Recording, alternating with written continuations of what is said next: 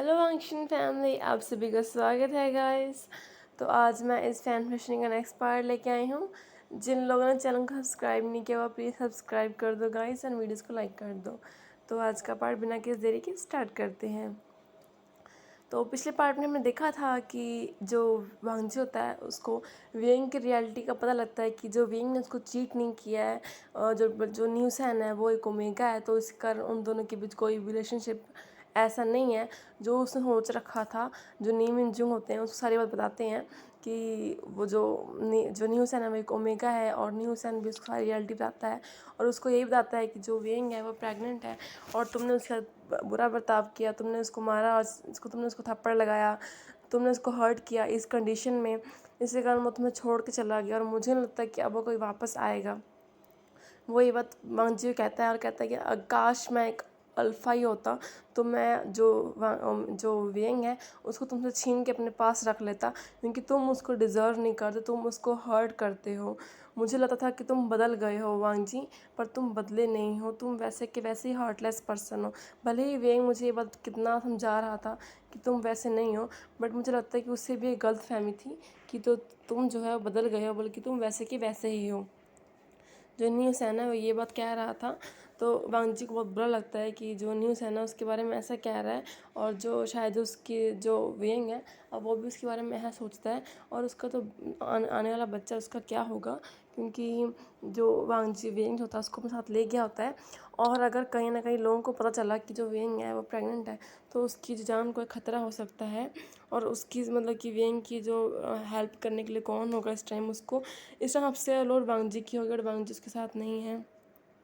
वियंग को ये वांगजी के पास सोच के बुरी लग रही थी कि मतलब कि अब वो क्या करेगा, क्योंकि वो मतलब वियंग के साथ नहीं है और वियंग इस टाइम प्रेग्नेंट है और वो उससे बहुत दूर है। उसका जो नेक्स्ट हायर है इस सेक्ट का, जो नेक्स्ट एम्पर है वो जो वियंग के अंदर है और उसने खुद वियंग को हर्ट किया है। कहीं उसका बच्चा ठीक तो है, वांगजी को सब ख्याल आने लग जाते हैं क्योंकि उसने वियंग को थप्पड़ मारा जिसके कारण वियंग को चोट लग गई थी। और उस टाइम भी जो वियंग ने जो था अपना हाथ अपने पेट पे रखा हुआ था, तो वांगजू का सलाह था कि कहीं कुछ हो ना गया हो बेबी को या वियंग को, या क्या अब तक वो ठीक होगा। फिर उसके माइंड में ख्याल था कि जो वियंग है वो इतना ब्यूटीफुल है कि कोई भी ओमेगा मतलब कि उसको पाना चाहेगा, अगर कोई भी अल्फ़ा जो है उसको पाना चाहेगा, अगर किसी अल्फ़ा की नज़र जो है वियंग पे पड़ गई होगी अब तक और वो उसे अपने साथ ले गया होगा या फिर उसका बुरा बर्ताव कर रहा होगा, तो बंजी के माइंड में बहुत ख्याल आ रहे होते हैं और बहुत मतलब दुखी हो रहा होता है और इतना दुखी होता है कि वो रोने लग जाता है सोच सोच के कि उसका जो बच्चा है उसको ये तक नहीं पता कि वो ज़िंदा है कि नहीं है और उसका जो ओमेगा है उसको भी ऐसा कुछ नहीं पता इस टाइम। उसने अपने सोल्जर्स को भेज रखा था वियंग को ढूंढने के लिए हर जगह, और वो लोग हर जगह ढूंढते हैं बट उनको जो वियंग का कहीं नाम निशान नहीं मिलता।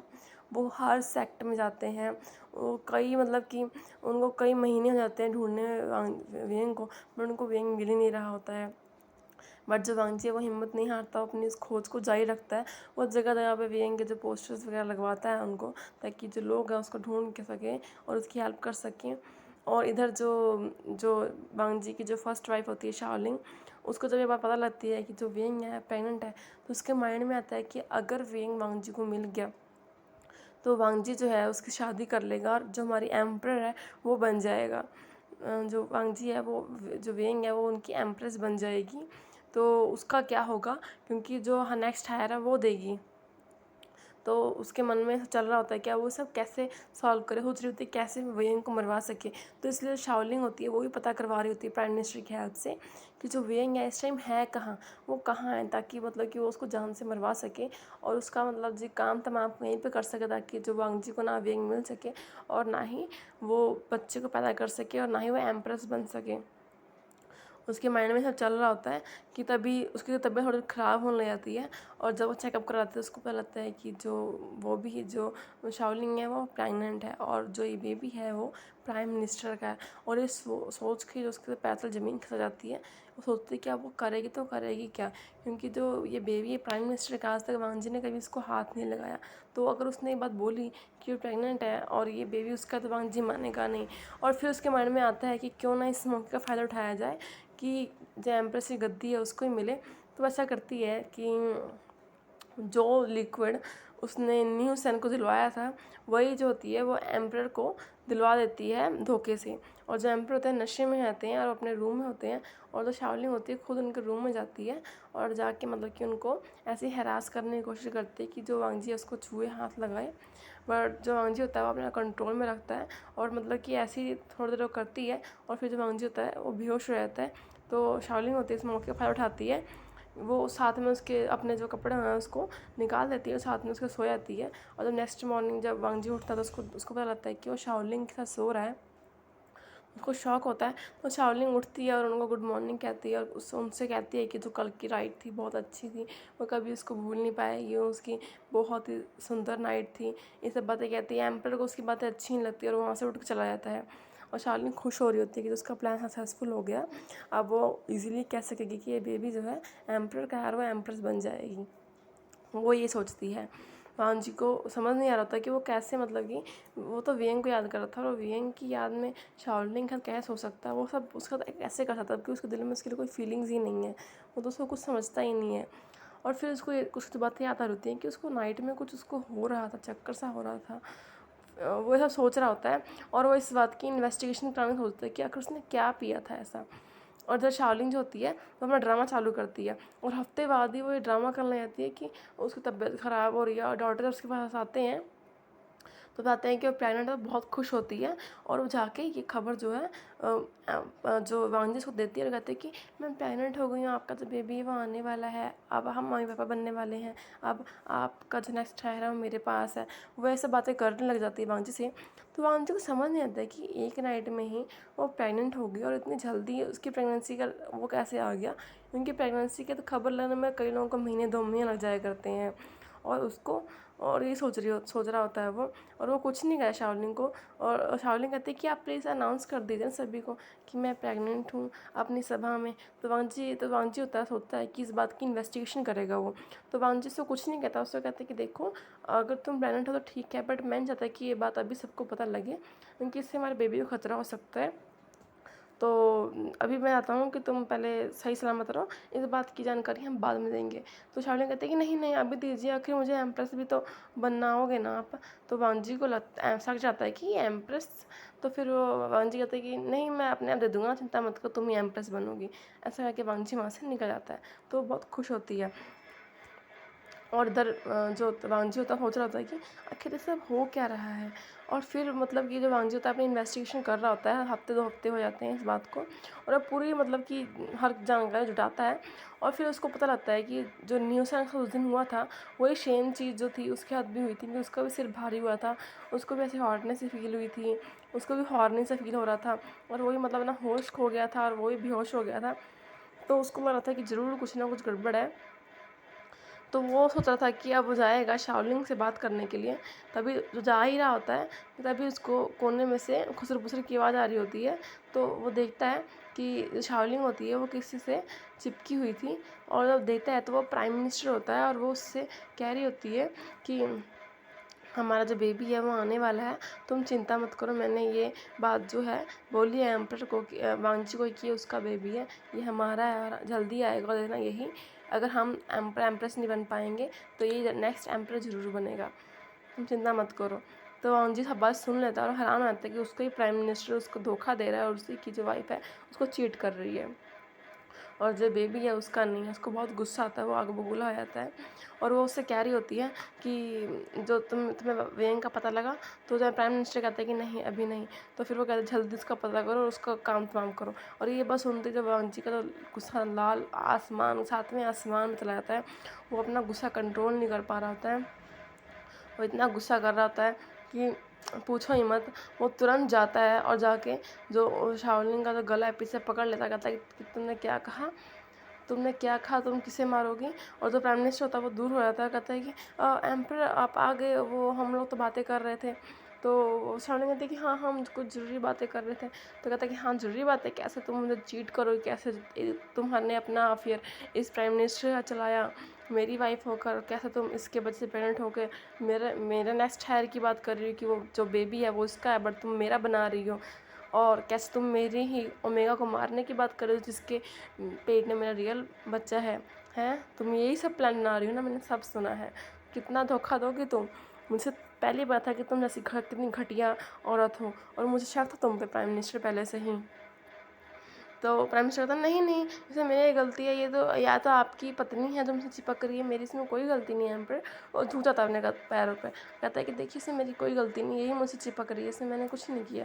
तो जो शार्लिन होती है उसको गुस्सा आता है, तुम मैं क्या कर रहे हो, मैं तुम्हारे बच्चे से प्रेगनेंट हूँ और तुम कह रहे हो इसमें मेरी गलती है, हम दोनों से प्यार करते हैं। तो प्राइम मिनिस्टर कहता कैसा प्यार, मैं तुमसे कोई प्यार नहीं करता हूँ, मैंने तुमसे कभी प्यार किया ही नहीं, तुम ही हो जो मुझसे चिपकी रहती हो, समझ आई बात तुम्हें? तो कहती है कि तुम ऐसा नहीं कर सकते, तुम मुझसे प्यार करते हो ना?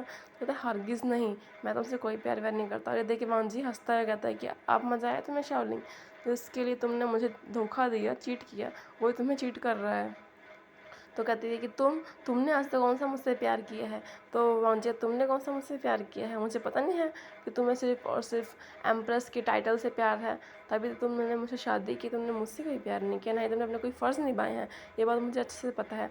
कि तुमने कभी मेरा ख्याल रखा है? नहीं, तुम्हें बस इस बात की फ़िक्र रही है कि तुम कब एम्प्रेस बनोगी, और इसलिए तुमने ये सब ड्रामा किया है। और मुझे ऐसा पता लग गया है कि वियेंग के साथ जो हुआ उसमें भी तुम्हारा ही हाथ था, तुमने ही न्यू सेन को वो ड्रिंक दी थी, है ना?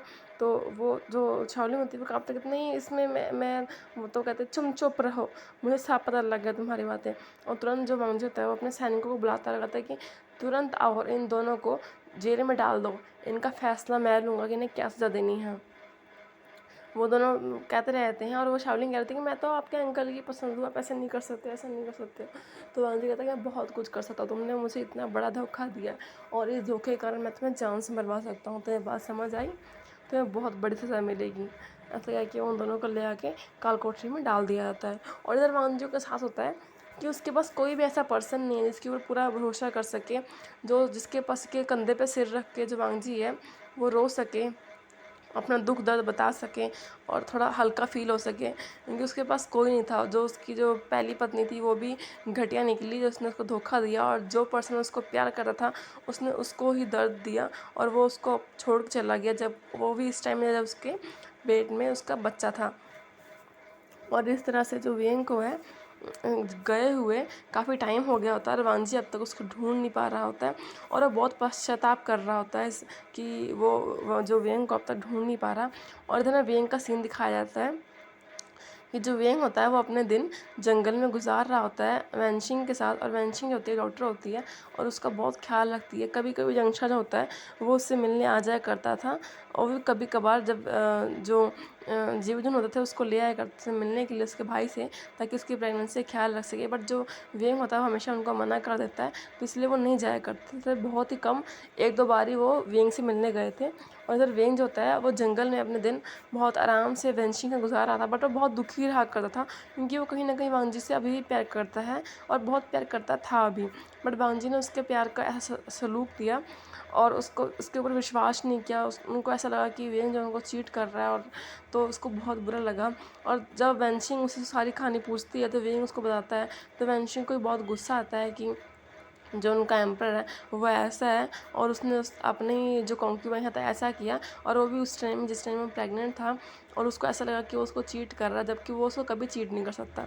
तो वेंशिंग उसको दिलासा देती हुई कहती है कि तुम चिंता मत करो, जो ये एम्पर होते हैं ना ये ऐसे ही होते हैं, किसी लायक नहीं होते हैं। और कहते तुम चिंता मत करो, तुम भूल जाओ, तो तुम्हारा जो बच्चा होगा ना देना तुम्हारी बहुत सेवा करेगा, तुम्हें बहुत खुश रखेगा, और एक दिन वो तुम्हारे जो घमंडी जो एम्पर है ना उसको अपने कदमों में ना तुम्हारे कदमों में लेकर रखेगा, देखना तुम, वो बहुत पावरफुल बनेगा, देख लेना। तो वह कहता है कि नहीं, मैं नहीं चाहता कि वो मेरे कदमों में आके गिरे, मैं चाहता हूँ कि वो खुश रहे बस। तो वंशी कहते तुम कितने अच्छे हो ना वेंग। तो वेंग कहता है कि हाँ मैं अच्छा ही हूँ। और जो वंशी होती है वो वेंग का हमेशा ख्याल रखती है, उसको हमेशा ही अंदर रखा करती थी, क्योंकि कई बार जंगल में जो मुसाफिर जाया करते थे तो वो हमेशा उनकी कोठरी पे आया करते थे, उनका जो घर था उस पर किसी चीज़ के लिए, तो वो हमेशा वेंग को छुपा के रखती थी, क्योंकि उसको पता था कि कहीं ना कहीं जो कैप्ता वांगजी होगा उसको ढूंढ रहा होगा, या फिर कोई और अगर मुसाफिर कोई और अल्फ़ा की जो नज़र अगर वेंग पे जाएगी तो वो उसको मतलब कि वेंग का फ़ायदा उठाने की कोशिश करेगा इस कंडीशन में। तो वेंशिंग जो थी हमेशा उसको प्रोटेक्ट करती थी, उसको सेफ रखती थी, और हमेशा उसको छुपा कर रखती थी, और जितना भी बाहर का काम हमेशा वो किया करती थी। और वेंग का ख्याल भी रखती थी। और इस तरह से जो वेंग की जो टमी है वो बहुत बड़ी हो जाती है धीरे धीरे, और उसका डिलीवरी का समय आ जाता है। और जो वेंग को याद आ रही होती है वांगजी की, क्योंकि उसको कहीं ना कहीं उम्मीद थी कि जब वो प्रेग्नेंट होगा तो उसके पास वांगजी होगा और वो उसके हाथ पकड़ के अपने बेबी को दुनिया में लेके आएगा। बट जो वांगजी होता है इस टाइम उसके साथ नहीं होता है, तो इसी कारण से वेंग को बहुत बुरा लग रहा होता है। पर तभी अचानक से जो वेंग का जो लीवर पेन है स्टार्ट हो जाता है और वो वेंशिंग को चिल्लाता है। तो वेंशिंग दौड़ दौड़ी आती है और देखती है वेंग कंडीशन को, तो उसको पता लग जाता है कि जो बेबी है वो आने वाला है। तो वो तुरंत मतलब कि वेंग को जो है लिटाती है और गर्म पानी करके ले जाती है और वेंग को बहुत मतलब कि हिम्मत देती है। और वेंग बहुत मतलब कि बहुत पेन में हो रहा होता है और उसके मुंह से सिर्फ एक ही नाम निकल रहा होता है, वांगजी का हंगुन जुन वांगजी वांगजी वांगजी निकल रहा होता है। और वेंशिंग को ये बात पता लगती है कि जो वेंग है मन ही मन अभी भी वांगजी को बहुत ज़्यादा याद कर रहा है और दर्द के टाइम में उसको उसकी बहुत ज़्यादा ज़रूरत है। तो वेंशिंग को पता लगता है कि इतने दिनों में जो वेंग है वांगजी को भूल नहीं पाया है, उल्टा वो उसको बहुत याद करता है और कहीं ना कहीं छुप छुप के वो उसके लिए रोता भी रहा है। तभी उसके जो इस टाइम जो उसकी जो इस टाइम डिलीवरी टाइम में सिर्फ उसी का नाम निकल रहा है। और वेंग जो होता है बहुत ही पेन और बहुत ही मुश्किल से जो बेबी को है वो जन्म देता है। और वेंग क्या एक बेबी बॉय होता है जिसको जो वेंशिंग होती है अपने हाथों में लेती है और देख के बहुत खुश होती है। और इतना वेंग होता है वो बेहोश हो जाता है। वेंशिंग बेबी को साफ़ करके देखती है तो जो बेबी होता है वो वेंग के ऊपर गया ही नहीं होता। उसकी बस हल्की स्माइल वेंग की तरह होती है, बट वो सारा जो होता है वो किसी और की तरह होता है। तो वेंशिंग को पता लग जाता है कि जो सारा बेबी है वो उस जो वांगजी के ऊपर गया हुआ है। और जो वेंशिंग होती है बेबी को साफ़ करके उसको कपड़े में लपेटती है और वेंग के पास आती है। तो वेंग जो होता है कुछ देर में होश में आता है और तो फिर जो वेंशिंग होती है बेबी को उसको देती है। और जब जब वेंग बेबी को देखता है तो देखते ही रोने लग जाता है, क्योंकि वेंग बेबी को देखते ही उसको याद आती है अपने हस्बैंड की, हंगुन जुन की, क्योंकि वो सेम उसकी तरह ही था। उसकी तरह ही शांत स्वभाव का बहुत ही प्यारा सा क्यूट सा बेबी, बिल्कुल सारे जो फेशियल फीचर थे उसके वांगजी के थे। पर जब वो हल्का सा हंसता था सिर्फ वो वेंग का था, बाकी सब कुछ वांगजी का था उसके अंदर। मतलब वेंग होता है वो रोता है फिर उसको किस करता है और उसको अपने पास लटाता है, उसको फीड कराता है नानी सी जान को, और वहीं पे लेट जाता है। तो वेंशिंग को लगता है कि जो वेंग है कहीं ना कहीं अपने हस्बैंड को बहुत याद कर रहा है और उसको लगता है कि काश उसका हस्बैंड आए और आके उससे माफ़ी मांगे और उसको लेके जाए। वेंशिंग के माइंड में यही होता है। और इधर जब वांगजी होता है ढूंढ ढूंढ के थक चुका होता है, उसको वेंग कहीं नहीं मिल रहा होता है और तब वो बहुत परेशान होता है। और तब मतलब उसको कहीं ना कहीं ऐसा लगता है कि अब उसको अपने बड़े भाई के पास जाना चाहिए इस बारे में बात करने के लिए और सलाह लेने के लिए, क्योंकि अब उससे और नहीं हो सकता, अब वो और वेंग के बिना नहीं रह सकता है। तो इसीलिए वो तुरंत ही निकल जाता है अपने भाई से मिलने के लिए। वो सफ़र करते हुए पहुंचता है जीवजुन के पास। जैसे ही वांग जीवजुन के पास पहुंचता है तो जो जो जनशा होता है वो देखते ही जो वांगजी को वो बहुत ही मतलब गुस्सा करता है। वो उसके पास तक नहीं जाता और उससे वहीं से मतलब कि अपना मुंह फेर लेता है, जिस बात से वांगजी को पता लगता है कि जनशा को इस बात का पता लग गया है कि उसने वेंग के साथ क्या किया है। बट जो जीवजुन होते हैं उसके पास जाते हैं और उससे पूछते हैं कि तुम क्या करने आए हो वांगजी यहाँ पे इतना कुछ करने के बाद। तो वांगजी कहते हैं कि ब्रदर मेरी बात सुन लीजिए। तो वो कहता है कि बोलो क्या कहना है। और ऐसा कहते कहते जब वांगजी तो रोने लग जाता है और अपने घुटनों के बल बैठ जाता है। कहता है कि ब्रदर मुझे वेंग नहीं मिल रहा, प्लीज़ मेरी मदद कीजिए, मुझे वेंग को ढूंढना है, उसके पास मेरा बेबी है, मुझे अपना बेबी चाहिए, मुझे वेंग चाहिए, मैं बहुत प्यार करता हूँ उनसे। वो रोने आता है और जीवजन को भी दिखता है कि जो वांगजी सच में वेंग से बहुत प्यार करता है। और फिर जंगशा उससे कैसे कहता है कि अगर तुम उससे प्यार ही करते थे तो तुमने उसको मारा क्यों, क्यों तुमने उसको हर्ट किया, जबकि तुम्हें ये बात पता होनी चाहिए कि वो प्रेग्नेंट है, तुमने उसके ऐसा बिहेव क्यों किया। तो वांगजी कहता है कि मुझे नहीं पता था, मुझे गलतफहमी होगी, मुझे लगा कि वो मुझे चीट कर रहा है, मुझसे गलतफहमी होगी, मुझे उससे माफ़ी मांगना है, मुझे उसे घर वापस लेके जाना है, प्लीज़ मेरी मदद कीजिए ब्रदर प्लीज़। ऐसा एक रो रहा होता है और जीवजुन को ये देखा नहीं जाता, वो उसको उठाता है और उसके आंसू साफ करते कहता है कि रो मत वांगजी, क्या तुम सच में वेंग से प्यार करते हो। तो वांगजी कहता है कि हाँ मुझे उससे माफ़ी मांगनी है, मैं अपने जो एम्प्रेस और अपने जो नेक्स्ट चाइल्ड को लेके जाना चाहता हूँ। और ये बात दोनों सुनते हैं तो उनको सच में लगता है कि जो वांगजी है सच में पश्चाताप कर रहा है और उसको मतलब कि अपने जो वेंग है बच्चा उससे मिलना है। तो वो लोग उसको उसका पता बताते हैं और उसको कहते हैं कि हम तुम्हें उसके पास ले चलते हैं। तो वो कहते क्या वो आपके साथ रह रहा था, कहते हैं तो जिवजन कहते कि नहीं वो फॉरेस्ट में वेंशिंग के साथ रह रहा है, मैं तुम्हें उसका पता बता देता हूँ, तुम उसे चले जाओ। तो वांगजी कहता है कि प्लीज़ बता दीजिए। और फिर ऐसे होता है, जो वांगजी होता है वो वहाँ पहुँच जाता है और देखता है कि जंगल के बीचों बीच एक छोटा सा घर बना हुआ है। और वो जैसे ही दरवाज़ा खोल के अंदर जाता है तो देखता है कि जो वेंग होता है वो एक छोटे से बेबी को फीड करा रहा होता है बैठ के। और जैसे ही जो वेंग होता है वो देखता है ऊपर आँख उठा के, और वेंशिंग अपना काम कर रही होती है। वो किसी के आने के हट सुनते ही तुरंत अपने जो तलवार है वो लेके उसके पास पहुँचती है। और जो देखती है कि ये एम्पर है तो वो एकदम से रुक जाती है, और वांगजी की आँखें जो होती हैं वो वेंग पे होती हैं। तो इस पार्ट को एंड करती हूँ guys. Thank you so much.